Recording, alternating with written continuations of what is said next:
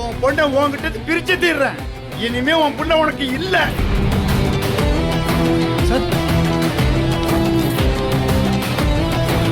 Saravana sir சொல்லுங்க sir. குழந்தை வந்தா உடனே எனக்கு கால் பண்ணுங்க. Okay sir.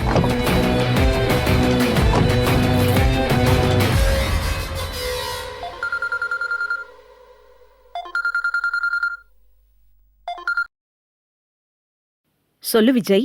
அம்மா ஸ்கூலுக்கு போன வெண்பாவை காணும்மா. எங்க போனா என்ன ஆனா எதுவுமே தெரியலம்மா. என்ன சொல்ற? அம்மா எனக்கு என் மாமனார் மேலதான் டவுட்டா இருக்கு. அந்த ஆளு தான் வெண்பாவை கடத்திட்டு போயிருப்பான்னு நினைக்கிறேன்.